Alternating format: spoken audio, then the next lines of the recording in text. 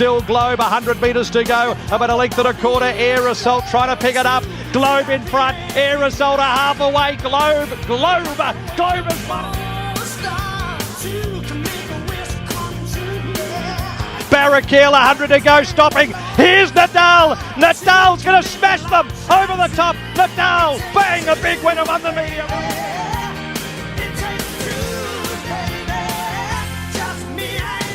Here's the charge down the outside, starting to rattle home is the Merryman and also Storyville. They'll go to it, Storyville. Storyville, the outside, got up in the last.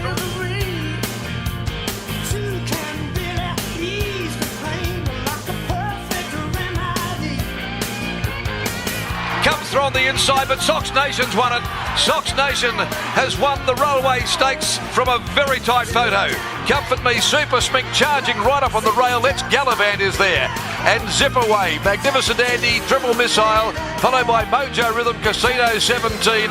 Search and Rocks is next in Bustler after a torrent run. Light Infantryman next.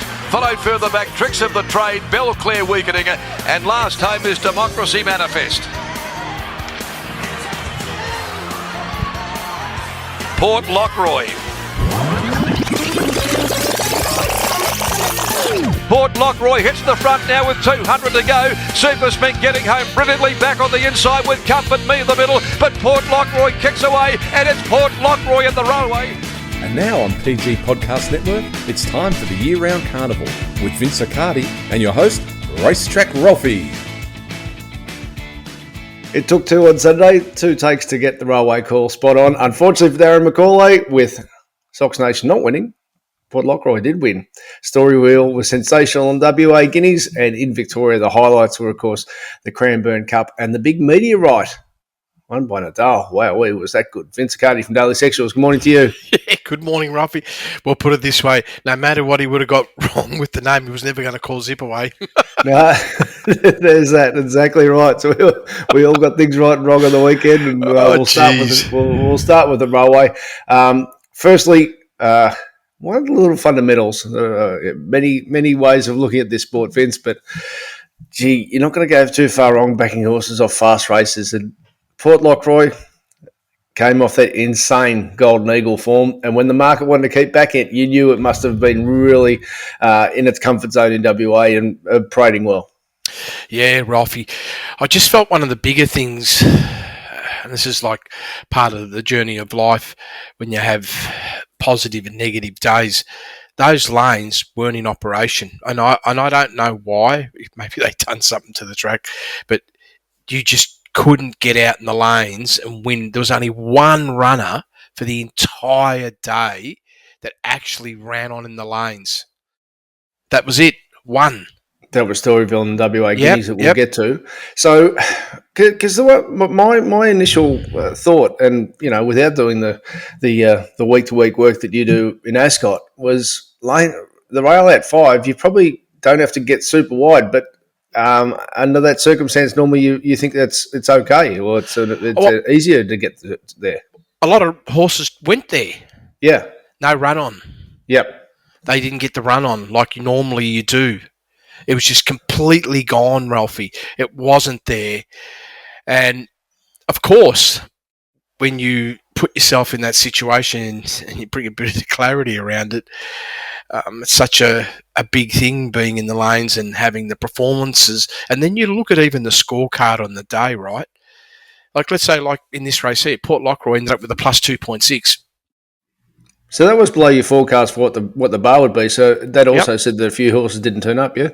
Well, yes, and I would say when the ones that did try and get in those lanes, and it's very visible in a lot of the races. Yeah. And you watch Pikey in most of them, who's a perennial for it. You just couldn't do it. Horses on the inside were actually making more ground. That finishing off faster. So to the winner, Port Lockroy, 3.1 early, and the leader, Belclair, 4.2. I guess, and this was in the forecast pre-race, that the pace was going to be okay, but it wasn't going to be that sustained wave that we often see from the railway. Correct. And I was probably at the top end of the view about 5. I knew this could be a real big challenge for the horse. And plus, you had to deal with, could you peak 3 times? But the reality was, once you got going out wide, there was nothing left. I mean, the horses used a lot of energy to come across. Set a great pace. And Port Lockroy, fantastic. There it is. Boom, 3.1 above. Where are you? You're in a well, I don't know if I want to call it the golden spot, because you're only a length from. So this has also been tremendous, the run. And even Comfort Me, surprisingly, which I felt might have been the horse that might have been able to put even more tension in, and this was going to drag it up, but really it was Nash that did all the work to create the tension. And that runner's run second, right? And I'm just going, wow. Well, if you think about this, Ralphie, right? Well, Belclair's only going a length faster, and you know that horse has got a good ability. It's ended up running minus 2.1 below. This is Belclair, and Port Lockroy's run superbly. When I look at it, they had a little bit of a breather in the mid-race, gone for 3.1 down to 0.8 above, and then, yes, it was a very solid last 400, a +4. And Ralphie, I'm very confident that in majority of races, and I watched the number of horses, you made more ground on the inside, which just doesn't happen. Right. Okay. So both those horses had the box seat runners in Port Lockroy and Comfort Me. Just put a bit more meat on the bones with what you said about the triple peak with Belclair, because that's the type of fundamental that I think is the case wherever the region is. That, you know, particularly we're talking about a 7-year-old mare here. It's not like she's suddenly Via Sistina. She was fantastic twice in Sydney at 1,400 metres. Yeah. That's a big challenge to do it again. It was, with travel Ralphie, up to a mile. Yeah, and this is the thing. Whilst the horse had an equal, sort of level performance at this distance range, and it was at Ellerslie, which is, from my perspective, when you look at New Zealand, probably the premier track. And if you can produce them in the big races there, a really solid performance, it can generally stack up anywhere. So had that 3.2, but the big challenges was this. Now, mind you, I'm saying all this, I don't know whether it would have been different if the horse had gone at half the speed, because it went 2.1 below, Ralph, but I'm sure the 4.2 lengths above benchmark early had a massive impact on the horse. And if you look at the performances, last start it went benchmark early. This is at Rose Hill through the first section. The start before, which I thought was probably one of its best performances ever, when going plus 2.4 early. And even the start before was a plus 1.4. Even first up, Ralphie, plus 2.8. Still didn't get to that sort of high velocity. And I don't know if you just sit there and say, was it 100% just that early speed, going that extra length and a half was what completely crushed you? Or was the sign there that the horse, number one, was losing that speed in its legs early? And sometimes it can work for you where you are in your campaign when you step up another 200 metres, because you can leave some speed in. But it had no option but to generate high velocity and just caved in. But I wouldn't say that's the normal nature of the horse, of course. Of course. Port Lockroy, just we're talking fundamentals here, not necessarily about this horse, but using this horse as an example. In the Golden Eagle, it was sitting midfield at 100 to 1. How fast was its first section compared to a Saturday where it's cruising second line going a fast relative to any horse, but 3.1 lengths above benchmark? How fast was it going early in the Golden Eagle midfield compared to second line? Yeah, fantastic, Ralph. I mean, it's plus 7.5 in that particular race versus 3.1. It's going 4 lengths slower while sitting second line instead of midfield. That's the comparison of the two races. Yeah, and didn't that help the horse enormously as well? Yes. Like, it was fantastic. It was a great performance. I mean, the 1.7 that it produced was a good performance, Ralphie, right? It was just a question mark now, could you go to that next step? And the next step, realistically, would have needed to be, in my view, even greater than 2.6. But that's all that was needed to win it. And having that high combustion run, the start before, generally speaking, won't work against you. So Comfort Me runs second 2 years ago, runs 2 lengths above benchmark, went second to Tricks of the Trade in this race. What did it do on Saturday? Well, there it is, plus 1.9, Ralphie. So it's just a remarkable, consistent old horse. Oh, absolutely, absolutely. Definitely very, very much that way. And I just felt also the ride was very controlled because that horse had the capacity to go a lot faster, but they were intelligent. They sat and let someone else do all the work. And they were, as it turned out, they were in the perfect running line. So what did we learn from Super Smink, particularly with the Northerly in 2 weeks' time at 1,800 metres? Well, what we're going to look at is, I guess, first of all, 1.8 above the benchmark standard. I guess that's my number one plus sign. It's already pretty much matched what it did 2 starts prior to that on the 9th and the 10th, which is, in my view, very good that you could go to that level. But the bigger one was that the horse was able just to put in a stunning last 400 metres, Ralphie, and it really was stunning. Plus 8.7. That to me, that was one of the highlights of the day on how superb that horse finished off. And I'm, look, whilst I lost personally in the race, Ralphie, I was very happy to see that, and I'm very happy that horse didn't win because there's an opportunity, and hopefully that might come at its next stage. That's where they're going, Yeah, Ralphie? 2 weeks' time, 1,800 metres. Yeah. Right. I wanted to make a comment. I was looking in the yard. I seen that light inventory man, Ralphie. Right. And from all the years when I used to do the yard work, I was watching it and they had a real close-up on the terminology I used to use with my friends when we used to watch them in the yard is the horse looks like a greyhound, means you know, like it was very thin, all very ribby. The lather that was in behind the hindquarters was huge, and usually when they're like that, they're done. Or this is Slash that one they're done. But the other thing is, this might be a horse that has difficulty putting on weight because it was so skinny. And usually they're 1,000,000 to 1 when they look like that. Well, there we go. It ran accordingly. And then the another horse I'll ask you about here, because it's the other horse that's in the market at the moment from the Northerly perspective, is Democracy Manifest. So given, it's run third last, and I thought, oh, yeah, you just haven't turned up. And then Mark Sarr afterwards said, yeah, the wide jaw just couldn't really get involved. But, yeah, I think he's spot on for 2 weeks' time. And it was quite a bullish statement there from considering where it ran. Now putting into the case that you're saying that the wide lanes weren't in play, maybe that is his go in 2 weeks' time. Yeah, and you see, this is, I guess, where they're smart as well, right? Because sometimes when you've got the really bad gate, yep, of course, if it's a normal standard Saturday race, Ralphie, you just scratch, right?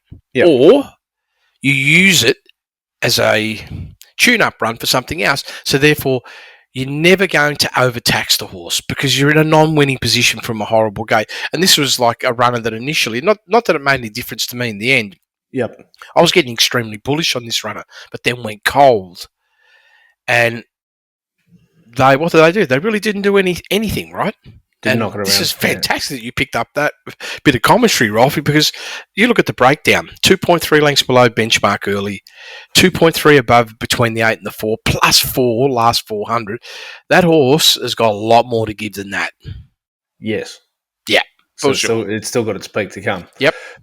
All right. Well, the horse that's second favourite, the favourite's Attrition, which is bringing different form from New South Wales, and obviously we'll line them all up in our preview podcast in a couple of weeks' time. But the second favourite now is Storyville. Gee, what a comparison here. Normally, the railway is significantly faster than the WA Guineas. That is not the case this time. No. Well, you see, this was a hot pace. And how hot did Declan Bates go on London Image? Yeah, plus 9. Now, mind you, lone leader, right? Yeah. Big Shot, plus 6.1. They would make Belclair and that look slow. Yeah, so let's underline this, that it would have been, she would have been, 5 lengths from the lead and 2 lengths from the second horse. Yep. Race to race. Yep, and let's say that's pretty much what the whole field would have had to run off at least a plus 6 speed. Yep. Now, this was the intriguing part for me because this was the only runner, Ralph, you can go back in time and have a look at when Rail's out at Ascot 5. Almost all the winners, doesn't matter how many minis you look at, they'll be all coming out 13, 14, 15, 16, 18, 20, right? Especially when they're big fields. This was the only one. Lane 16, bang. Off a hot pace, stormed home. Now, mind you, did it really storm home? 3.5 above? Last 400? Did it really storm home? Well, when you look at it, compared to a lot of other horses we talked about, probably not. But because, and usually even, this is the other thing, usually when they go that fast, the lanes don't work for you, right? Yes. When you go that fast. This is the other surprising thing. Yeah. And yet, this horse won from that. So I look at it like this. The reason why I'm highlighting, was it really that fast, the plus 3.5? I just feel that's how off the lanes were, Ralphie. And this horse still won from it.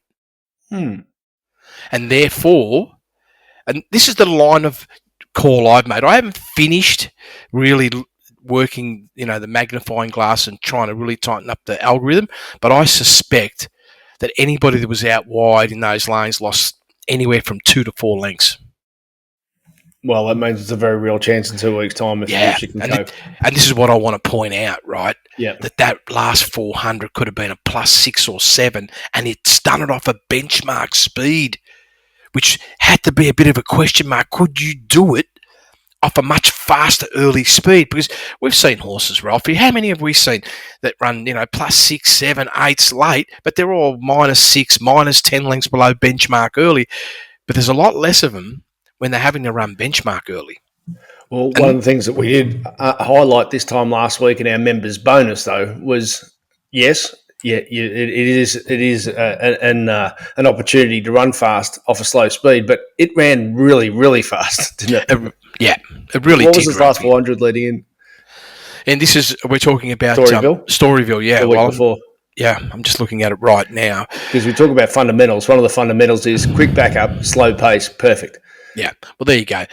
Early speed, 11.2 lengths versus 0.6 below. So it was almost a 2-second turnaround in early speed. And then you look at the last 400, went plus 7.4. And here, if you just do normal distribution of energy, what the horse should have done in a race like that. Now, of course, you've got to factor in some other things. You're still improving, evolving, all these things. And then, of course, do you have a lane bias or don't you? The reality was, this particular horse, when you see a 2-second turnaround, that horse should have been entitled to only run probably benchmark late. Right, so it's a very nice horse on the way. I've got to share this quote from Willie Pike afterwards. I'm reading from Racing Sports. Hopefully they can pick it back up, maybe have a tilt in the next one, the Northerly. I think she showed a bit of grit there because I really don't think she was as good there today as she was in the Champions Filly. The 2-week gap will definitely be good, but those decisions are up to the Williams team. They know better than I do. I turn left for a living. I love that. I turn left. He's pretty good at turning left. 3 wins in 2 no seconds. No. He goes all right, Pikey. All right, so we'll be writing all those up for Sizzlers, and if you want to get our preview podcast to Winter Bottom Day, we'll look at some of the other races there and some of the other better performances. I'll ask you about Cranbourne Cup Day, Vince. Now, firstly, how did Cranbourne play for its standalone meeting? In terms of just like overall performances? Yeah. So obviously, there were some leaders winning, particularly early, and I just thought, well, it'd be nice to see a race of some tempo because races 2 and 3, if that was a leader bias track, I'll eat my hat. How slow were they going in races 2 and 3? Race 1, 2 lengths below benchmark early. Yep, small field, no surprise. Yep. Race 2, staying race, they're probably, obviously artificial, minus 10.7. Yep. Race 3, another staying race, right, minus 7.1. And it's not just that, it's even the mid. Have a look at the mid in race 3. They're still going 8.2 lengths below benchmark. I mean, they've absolutely had, I don't want to use the word bludge, but something like that. They just did nothing. It was like almost a barrier trial. Realistically, when you combine the two, it was a barrier trial. And then we got a little bit of good speed in race 4, benchmark early, Ralphie, and even race 5. 1,000 metres, though, I have to give a bit of respect there when you can break benchmark, +1 range. But then you go to race 6. How'd they go race 6, you reckon? I don't know what happened here, but they decided to say, let's pull the Band-Aid off, +11.7. A lot more people are trying the Declan Bates strategy, aren't they? It's everywhere. Yeah, well, Thorin's a fast horse, and Blake Shin didn't want to be intimidated on Nation's Call, and he normally gets it right, Blake, but I don't think he got that one. So, No, definitely not. Yeah. But All right, well, let's look at the Cup. Won by Globe, comeback horse. I know a few of the team there. Good on them. They were really worried that he was in trouble, that horse, but they've got him back right, and all tribute to Price Kent for getting him right, but also tribute to a fantastic Ethan Brown ride who just got. Looking at the data here, Vince, this is near front-running perfection with just a tiny little slow down that mid-race. They would have been so happy, Ralphie. Especially Ethan, to be able to do this is sensational. Plus 3.4 early, plus 1.5 in the mid, plus 3.3 overall last 400. This has been a really strong performance, and overall second best of the day with I would say a modest 1.4, but that's still excellent because you had to do a lot of work to be able to achieve that, but it was very well balanced. The ride was almost perfect, Ralphie. Yep. So you've paired it back from 8.2 raw to 1.4. So can I think we can safely put the bid the horse needs wet ground, and there's any issue on top of the ground for a horse with issues. So just presenting a nice, firm, obviously well grassed track. The horses love it. Well, it was G3 F2, Ralphie. Yep. So I assume I know people aren't allowed to say it, but that's what it was, right? They should be proud of saying that. I reckon when track managers can put up the sign F2, they should be so proud. Well, no doubt at all. So the jaw dropper on the day, and we'll finish with this for our free podcast, is Nadal. Now, he was best of the day at the midweek meeting at Caulfield. We rode him up in Sizzlers and put a nice big stamp on him. He was hard to avoid at that Caulfield meeting, in fact, because he was just fantastic. He wasn't fantastic at Flemington in his next start. Had a couple of little excuses along the way, and also sometimes some horses just don't let down up the straight. But at that Caulfield meeting, we wrote lightly raced 4-year-old in his second prep versus a gelding who disappointed the market, easing favourite first up on very wet ground at Flemington. Here, with a month between runs and a barrier trial 7:10 to get back on track, he smashed his benchmark best with an oh-so-easy best of the day win, which strongly suggests more to come. And that was 1.3 lengths above benchmark. What did he do on Sunday? Yeah, well, he went to the next level, Ralphie, plus 2.6, clearly the best runner of the day, and smashing performance. 2.2 lengths below benchmark early. That's right inside this horse's comfort zone in terms of its early speed capability. I loved the way the horse then leapfrogged to plus 4.3. And mind you, this is in the mid-race. This was pretty much the race shape pace in that middle. Everybody was sort of asked to run at that sort of speed. But then to come down and just put down a plus 7.3. What a highlight, Ralphie. That was like... He made those other runners look very ordinary, and we've seen a peaking run without a shadow of doubt, and a lot closer insight to the potential capability of this horse. I do the Perth radio with the boys on Sunday morning. This is before your data had come through, and I said, well, look, after the race, if you saw Ray Magnario out Bob Barrakill with a bit of a gap to Moby Dick, you'd think, yeah, that's a pretty good sprint. Yep, that all makes sense. And Nadal smashed the two of them. Yeah. That's a good sign. And it was just that electric speed late. It was phenomenal. Yeah. Like plus 7.3.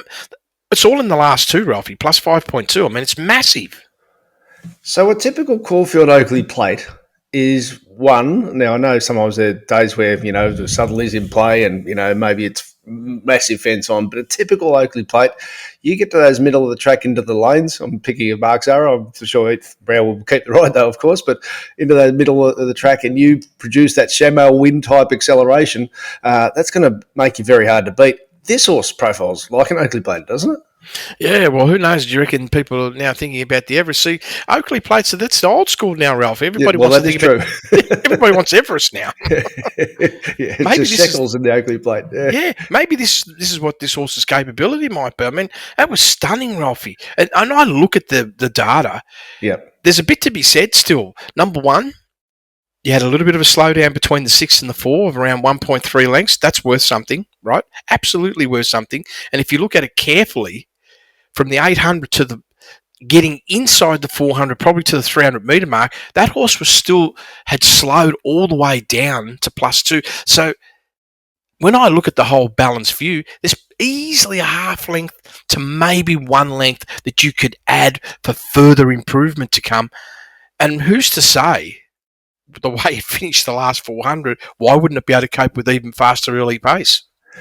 Very exciting, and I've used this word a few times today, Vince, but we never stop learning this caper a fundamental with this stable, because once we saw the way the day was unfolding, obviously Cranbourne fence on fast track, as you said, 1,200 metres, and this mapped terribly. Get $6 into 450. This told you that the Mars table thought this horse is a serious horse, and the Mars table was right, and they knew. Yeah, and who's better than Mar? Seriously, who's better than Mar at the moment as a trainer? Really, Ruffy, who? Well, it's him here and Waller in Sydney, and he won the main race at Cranbourne that we'll talk about on our members bonus. Also, want to ask you on our members bonus podcast. This first winner looked sensational. This refused to be English, so we'll keep our powder dry, and we'll do that on our members bonus. But in the meantime, thanks so much for listening to our review of the features from both Cranbourne and Ascot. If you want to get our preview podcast of Winterbottom Stakes Day, go to my website, racetrackralphie.com.au, click through the links there. And if you're, of course, a daily sectionals existing customer and you just want the audio top up, there's an option there. And if you want to get our members bonus, where we'll look at those couple other races that I mentioned, just become a member, support the fact that we're independent, corporate bookmaker ad free, and give you the best information we can each and every Monday on Year Round Carnival.